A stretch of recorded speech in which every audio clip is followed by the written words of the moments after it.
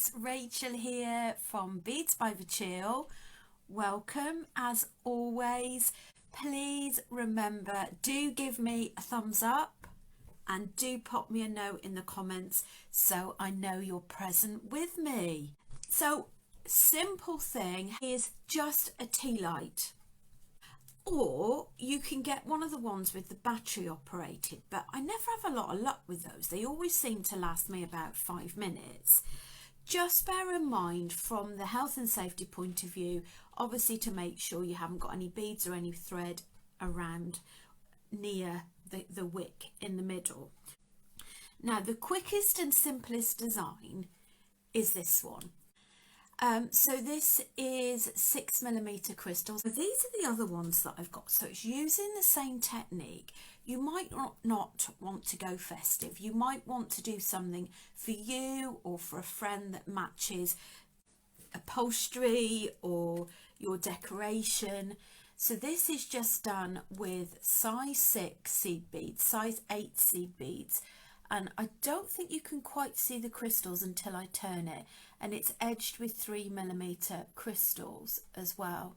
So on this one you've got the right angle weave, and I've edged it with twin beads. It's getting a little bit closer there. What I've done is I've done a before and after moment. So I'm going to show you how to do the basic right angle weave. So we're going to address the middle weave first of all. It's the same weave whether you do the 6mm crystals or whether you do the seed beads as well. Okay, if you're making the crystal tea light, it took me 42 6mm crystals or 42 6mm glass pearls. So I don't know if you could see, but in between every crystal I've got multicoloured size 6 seed beads. No, size 8, those are the smaller ones. Those took 56. For the seed beads it took 66 size 6s, 22 size 8s and 22 3mm crystals. But try any combinations. It's like anything. That's just as a guide. You have a play, see what you've got in your box, obviously order any bits that you need. We are doing bead weaving, which means working with needle and thread. So I've got 2 very bent but usable size 10 beading needles and beading thread. So I've threaded one either end. Pop that in the centre. Let's move those out of the way so you can see. Now, you might not want to use your left and your right, which is fine. I'm comfortable with doing that. But you want one on one needle, one on the other. So you've got 3. This next one, thread on one side. What you want to do is a crossover. So you could bank that needle to the side and you want to go through, so you're going in the opposite direction. Now, and then you pull. And what you form is this little cube, okay? And that basically is the whole thing throughout with a few frilly bits along the way. So I'm going to add one either side, and then I'm going to add a shared one for the middle. So you can cross your needles, but they tend to get a bit tangled. So I'm going to pop that on there, and then I'm going to pop this through the opposite way. I'm just double checking that I'm not off screen. So you see how that's formed? All right, so it's a really simple weave. Now, in my wisdom, I thought I'd put more out, but anyway, so you would carry on with that, and it's exactly the same whether you're using seed beads, whatever you're using, you use the same technique. Okay, so let me bank this for a moment. Let's put that to one side and bring, here's one I prepared earlier. These are the bronze, oh, I'm in a bit of a tangle there. Here's the bronze 6mm, and I've just got the fire polished crystals in the middle, so you can see that you can sort of vary it if you want to. Now what I'm going to show you is how do you finish off? How do you make it into a loop? Well, here's how. You've done the amount that I told you to. Hopefully your tea holders are the same size. I'm going to add 2 beads on at the end. Whoops. Ouch. I think I just need to zoom out a little bit so that you can actually see what I'm doing. Okay, so we've got one either end. Now what we need to do is you actually need to join it to this one here. This is the first one.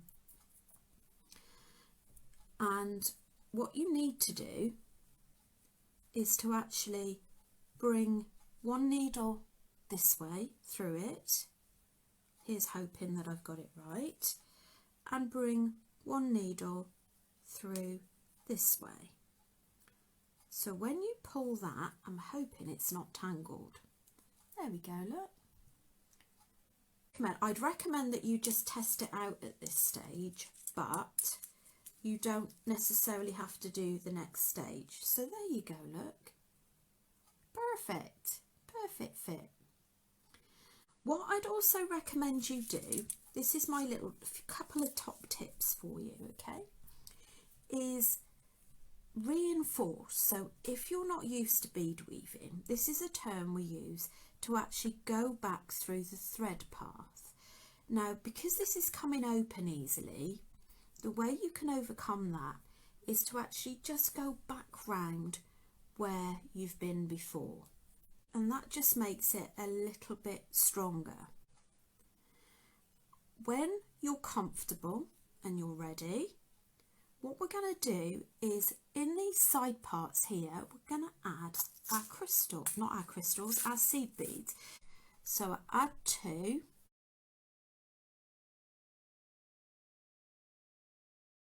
Into the bead. Add 2, go through the next one. Add 2, go through the next one. And what that does is it gives it a little bit more structure to it. It also gives it more decoration. You can just leave it like that. And then what I do with the other needle is I do exactly the same. So to do your first one, push it through, I should have mentioned that before, push it through the first one and then add your 2 seed beads. You can either do it as you're going along, so do a couple one side, do a couple the other side. I personally like to do it that way because sometimes you can get a little bit of buckling where you've got a tighter tension on one side than the other.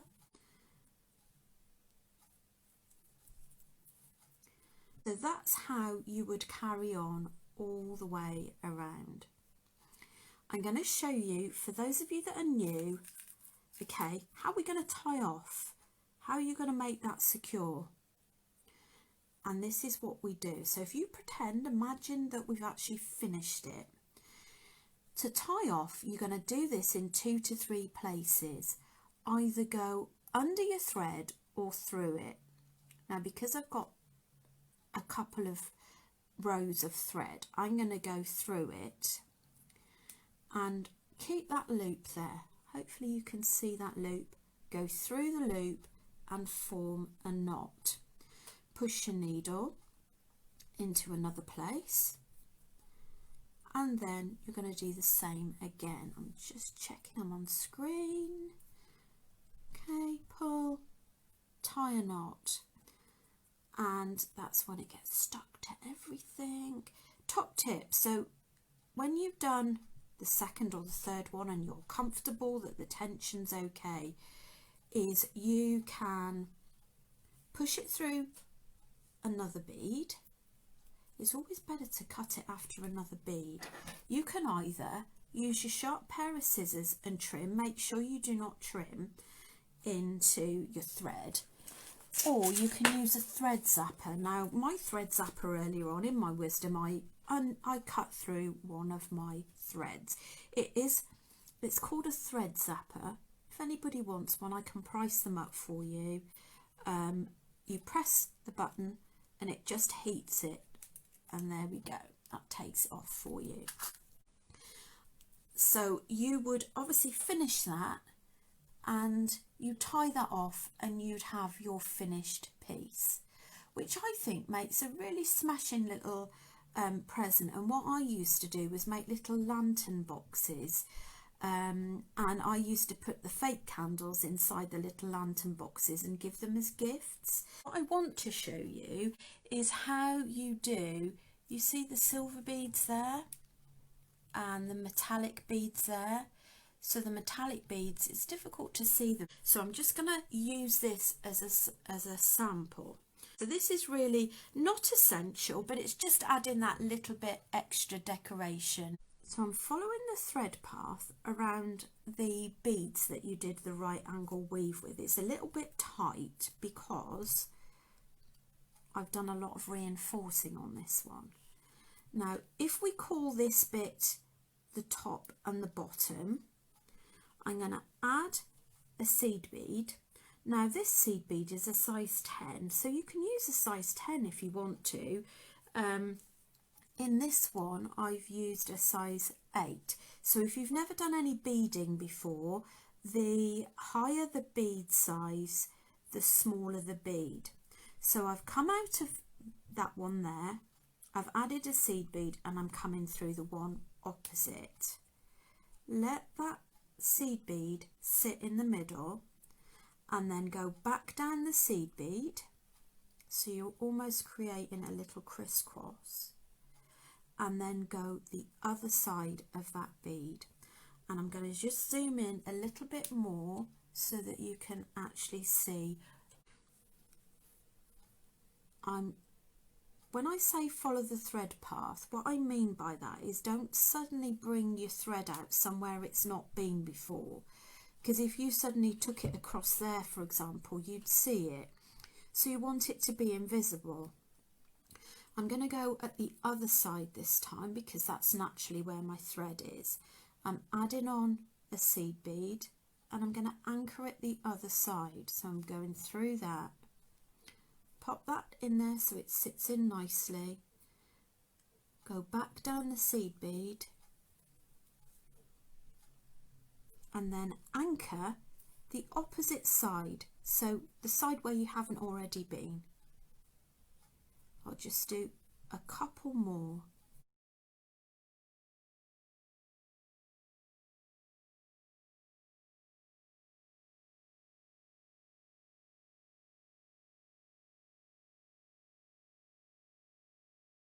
Right, so that is the effect that you've got.